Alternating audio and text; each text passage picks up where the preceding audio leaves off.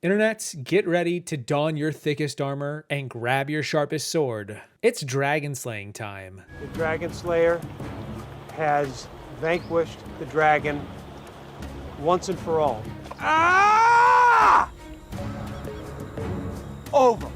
The battle has already been won. Victory is mine. Finally, a video where Coach can get all the glory. So, what do I mean by dragons in Survivor? Have I finally lost the plots and begun to mix fantasy with reality TV? Well, not exactly. I think if I ever did, it was back when I ranked all the pizzas on Survivor. If anything, the plot is only beginning to make more sense with this term, a rather new term in the scheme of the show that attempts to define players who are essentially the final bosses of a season. Not every season has one of these bad boys, a final boss, or a dragon as they're being called, but many do. Dragons are players who go deep into the game, but never reach the final tribal council. They don't win Survivor. Their story always results in them getting slain, their head getting mounted as a trophy, sometimes by the winner. Whether that winner gets full credit or just partial credit, that's the narrative being told to us in the audience, and these are the 5 players who I consider to be the biggest, baddest, sharpest dragons in Survivor history. Years ago, I made a video talking about another concept called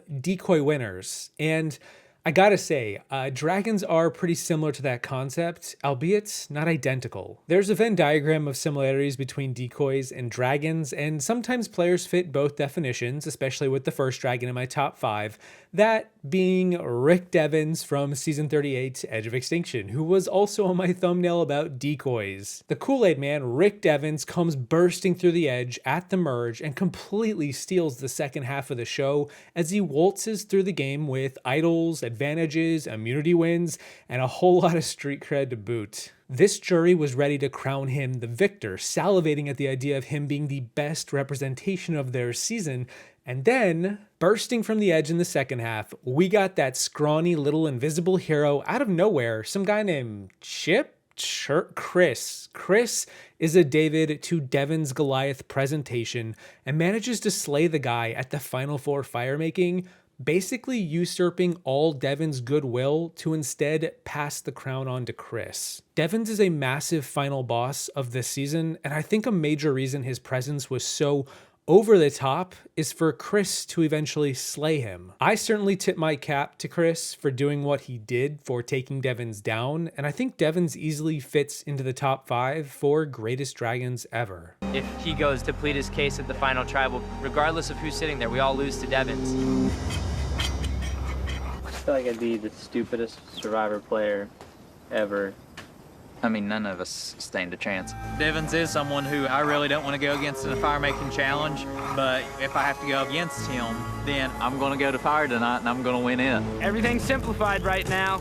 Make fire or go home. That's a great fire, Gavin. Thank you. Trust your gut. Tonight, I've got so much on the line. This is the biggest decision I have to make. All bets are off. It's for $1 million, man.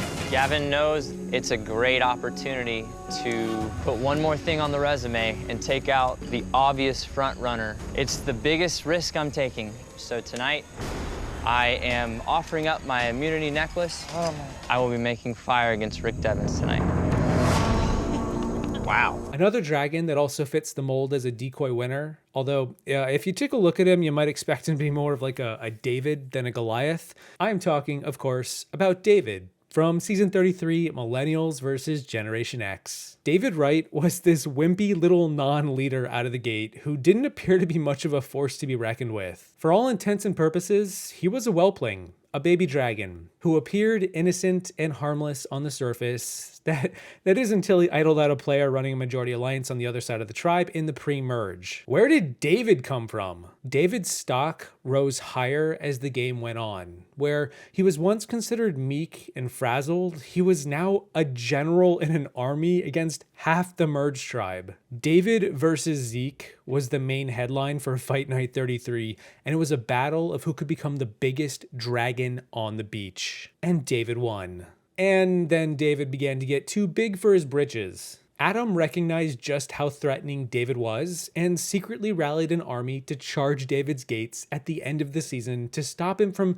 terrorizing the town and turning Adam's kingdom of cards into a pile of ashes. Even Ken, David's closest ally from day one, turned on David because David was way too much of a dragon to take to the final tribal. When the entire jury is guffawing at your inability to vote the guy out, you know what your next mission has to be. This is not a side quest, Ken. This is the main story. And Ken tried to claim credit for this slay, but the jury saw Adam leading the charge earlier, and that's where the credit went. I should not be standing here talking, but yet here I stand. I'm so blown away by what happened tonight.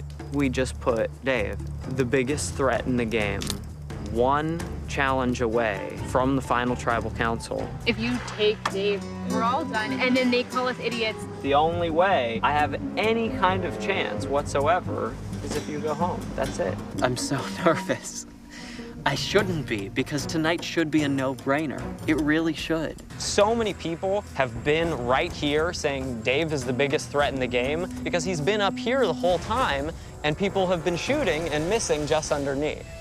Up here, I'm sorry. Way, way up here. One of the more recent dragons to fly onto our screens from season 43, we have Jesse. Heck, you can basically include Cody in here as well if you want. It's one of those rare two-headed dragons that's twice as powerful, twice as deadly, but has one major weakness. Sometimes one head turns on the other and they both go down. That was basically Jesse's demise and how he was slain at that final four, because for a while he was under the radar to the rest of the players on the island. Heck, even Gabler talked about wanting to take Jesse to the final tribal, even at the very end at the final four. Jesse was a deadly force, but flapped his wings way too ferociously in the endgame, where he struck at Cody at the final 6 and then at Carla at the final 5. Jesse was moving and shaking from early on, easily in the best spot in the pre-merge. He then duped Dwight, one of his close allies, with the idol fakeout and had an entire segment on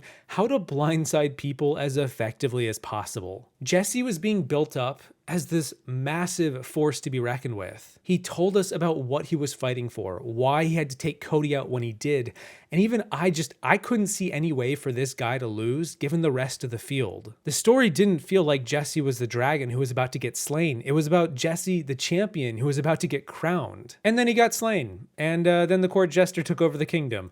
Oh God. 13th person voted out of Survivor 43. Cody.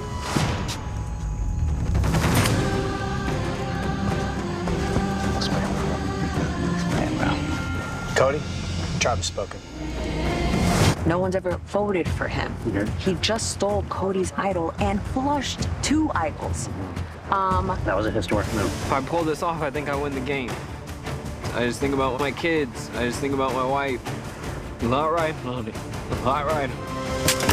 There it is! Gabler makes fire the fastest fire that has ever been made. Now, the final 2 dragons in this top 5 have one thing in common that wasn't so much the case for the previous 3. Let's start with an older dragon from a pre-HD season, no less, and talk about Terry in season 12, Panama Exile Island. Scary Terry was Captain America. He was invincible. He was not only holding a super idol, which is an idol that can get played after the votes are read, but he also went on to win 5 individual immunities after the merge. The rest of the cast couldn't even vote for him if they wanted to. Terry is known for not being this strategic tour de force. He's kind of like the opposite of Jesse. He was big and bad and in charge, huffing and puffing, and forcing these measly Kasayas to just turn on each other. Terry didn't hide from the limelight. He knew he had a massive bounty on his head that everyone was ready to collect, and it took until the final 3 for his slaying to take place. And had the producers implemented the final 3 a season earlier, as they had been thinking,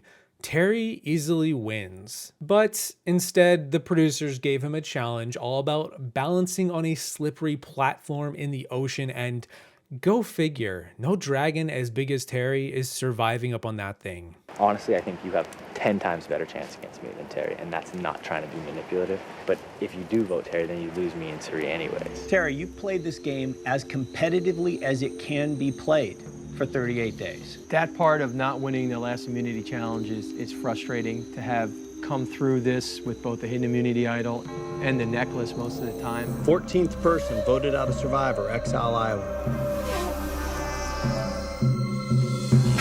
I'm disappointed that it's the both of you. I wish that Terry would have been there.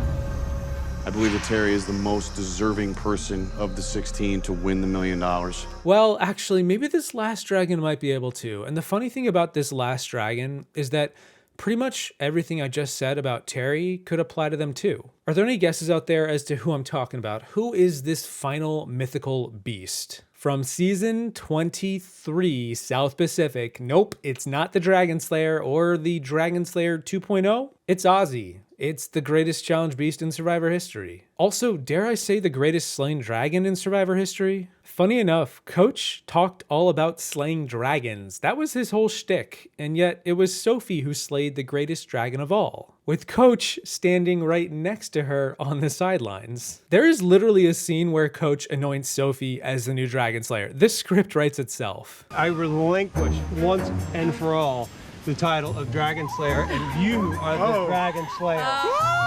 A new Slayer is born! Ozzy was already a tour de force from his past 2 seasons, and here he was a 3rd time. And he was voted out at the merge for being a massive threat, but the big twist this season had him competing in duels against other eliminated players for a chance at redemption. Ozzy battled again and again, relentlessly like a gladiator in the Colosseum, or a dragon in a dragon pit, from the merge at 12 all the way to that final 5. And he came out victorious, and he won the Final 5 immunity too. Every big dragon that you can think of from any other universe out there, Ozzy was that one. Smaug, Drogon, Tiamat, Deathwing. Ozzy was unstoppable until he got poked by the pointy end. His hubris, a flower puzzle. And finally, down he went. In this game, from moment 1, Ozzy was the dragon, and you friggin' slayed him. Being the one to beat Ozzy must be something I can hang my hat on come Final Tribal. Pride comes before the fall, my man. Hope you learned a lesson in humility. Because I am the new Dragon Slayer. 17th person voted out of Survivor South Pacific and the 9th and final member of our jury. Ozzy, need to bring your torch. And those are the top 5 greatest slain dragons in Survivor. I personally think that some of the best storytelling comes with these kinds of players in a season, and I look forward to whichever dragons we imagine next. Let me know what you think about these 5 and any other players you think fit the bill to be called a mighty dragon. A big thank you to my patrons for lighting up my Patreon each month, and thank you for watching. I hope you enjoyed the video. Don't forget to tread carefully on your way out. Here be dragons, and I will see you in the next one. Once I literally don a dragon outfit on live national television. The mother of dragons has arrived. We were all taught about Marco Polo, right? We all know he did explorations in Asia and whatever. He says that the Emperor of China was training dragons to pull his chariots in parades. And it matches with what other people had described dinosaurs or dragons, whatever you want to call them at the time. And yet, no word in history class.